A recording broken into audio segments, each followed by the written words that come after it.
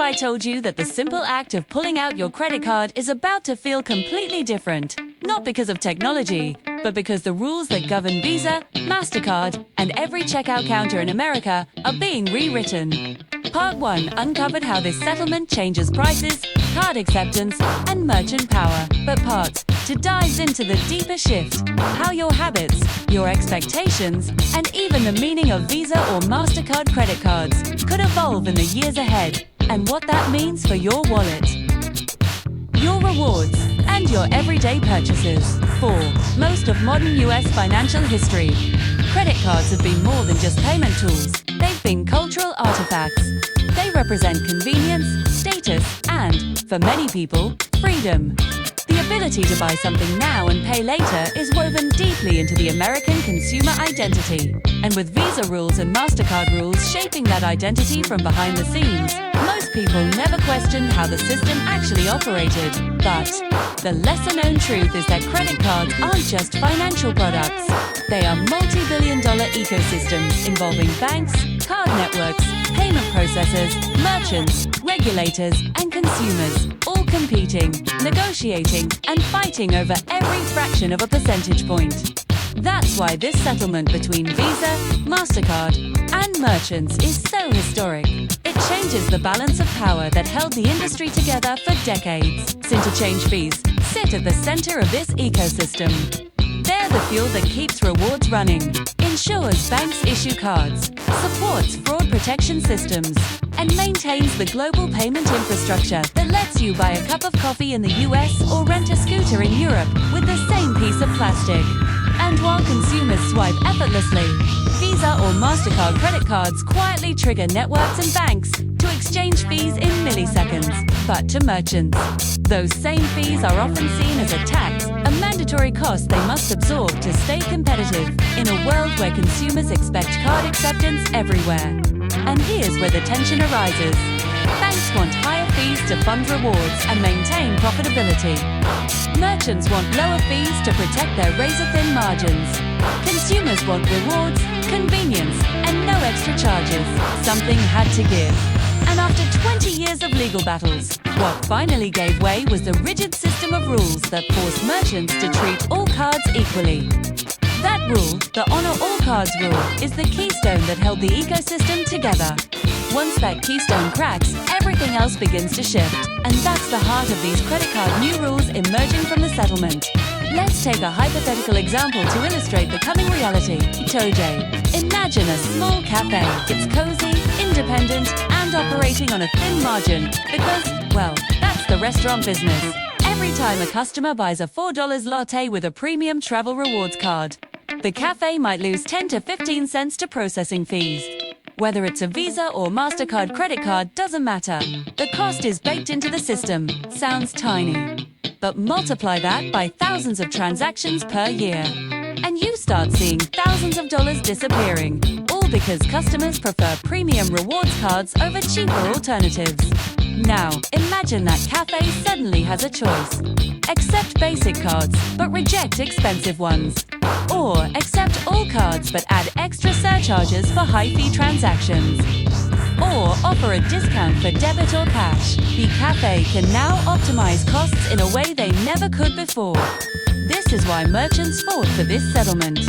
They want the power to steer behavior, to control the economics of payment acceptance, and to decide which pricing structures make sense for their business. And once merchants start adjusting, consumers will start noticing. Let's talk about how checkout might actually feel for you in the near future. Picture yourself at a grocery store. You fill up your cart, walk to the register, and the total pops up. You insert your card, but suddenly, a small message flashes on the screen. This payment method includes a 1.5% surcharge. Would you like to continue or choose another card? Or maybe you're at a local boutique and you see a simple sign near the register. Premium credit cards may incur an additional fee, or maybe the business takes the opposite approach and offers discounts. Pay with debit and save 2%. This is where things get tricky. Not all businesses will use the flexibility provided by the new Visa rules and Mastercard rules.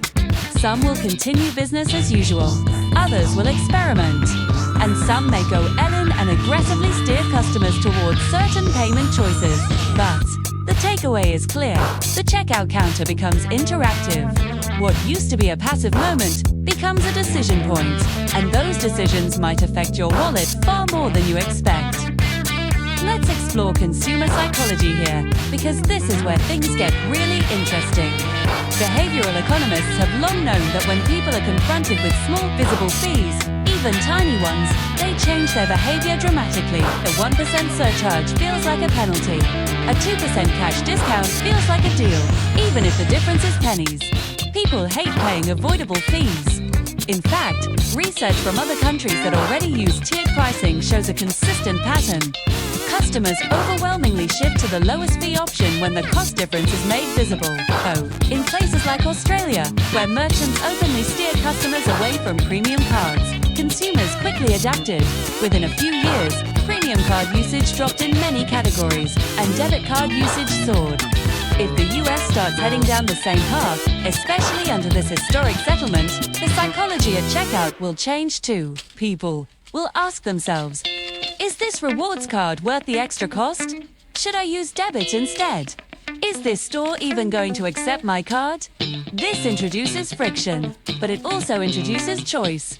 One of the long-term consequences of these changes might be a reshaping of the card market itself. Right now, banks aggressively promote premium rewards cards because they're profitable and popular. Advertisements promise free flights, luxury perks, 5% cashback categories, welcome bonuses worth hundreds or even thousands of dollars.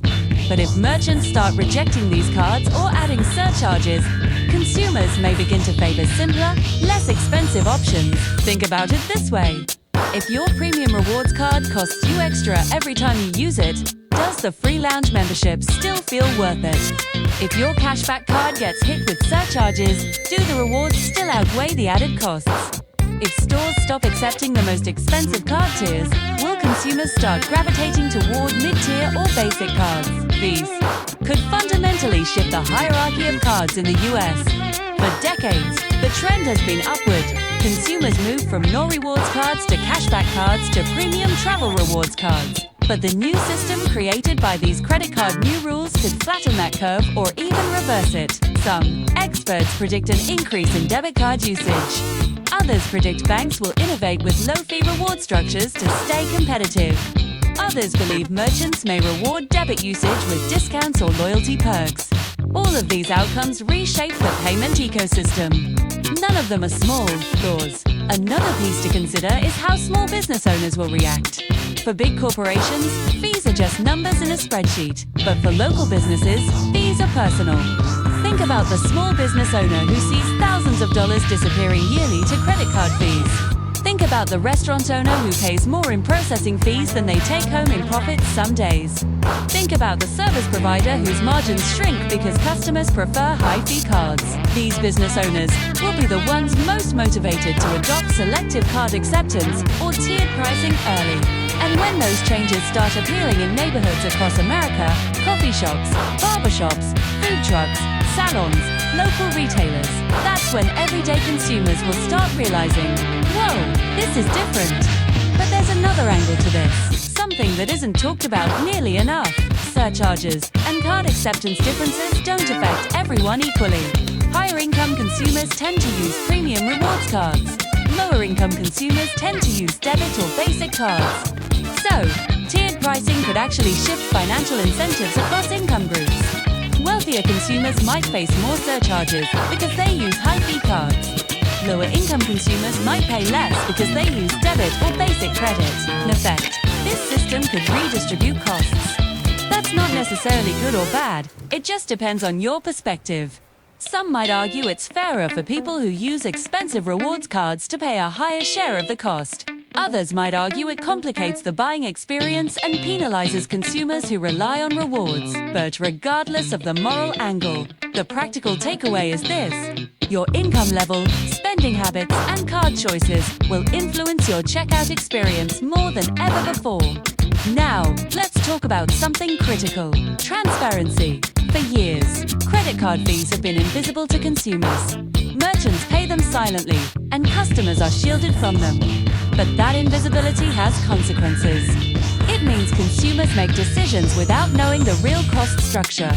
Under the new system energized by this settlement, those costs start becoming visible. You'll see signs. You'll see tier-based surcharges. You'll see pricing charts. You'll see optional discounts. You might even hear employees explaining why some cards cost more than others. This visibility creates awareness. And when consumers become aware of something, behaviors change. Markets shift. Companies adapt. Transparency forces everyone, banks, merchants, consumers, to rethink their roles in the payment ecosystem. Banks may emphasize low-fee cards more. Merchants may offer incentives for cheaper payment methods. Consumers may adjust their habits to avoid extra charges. In other words, transparency is not just a side effect, it's a catalyst. And now we come to one of the most important parts of the story, the future. Speed, because while the settlement outlines changes, the real transformation will happen over time. We're not looking at a flip being switched overnight. We're looking at a slow drip, a gradual evolution. New surcharge systems will take time. Selective card acceptance will start small. Visual card markers will take years to roll out, but once the transition begins, it won't stop.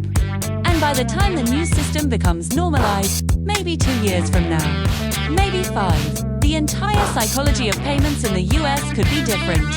Credit card rewards may still exist, but the way you earn them and the way you evaluate them may fundamentally shift. Merchants may not accept every card in your wallet.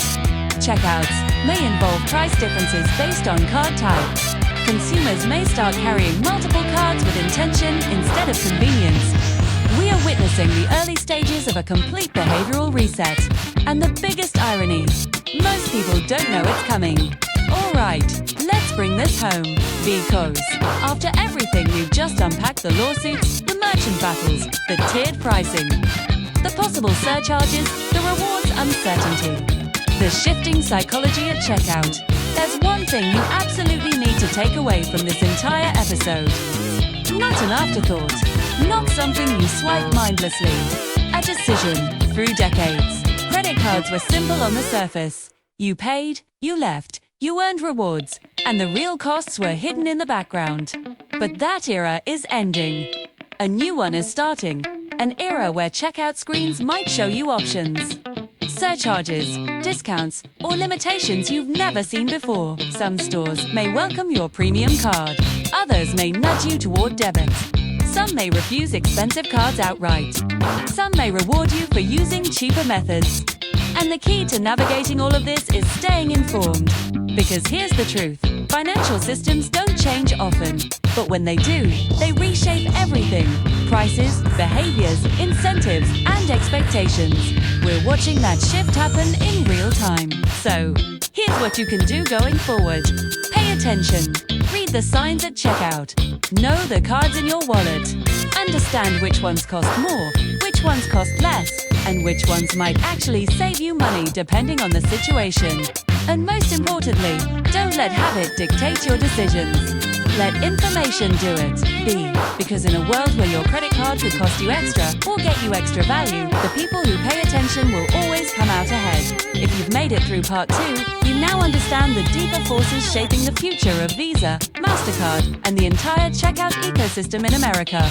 These credit card new rules may seem technical, but they will shape your spending, your rewards, and your financial habits for years to come. Stay sharp, watch for changes, and remember, every swipe is now a choice. If this breakdown helped you see what's coming, like the video, subscribe for more financial insights, and share your thoughts below. Which matters more to you, the perks or the price?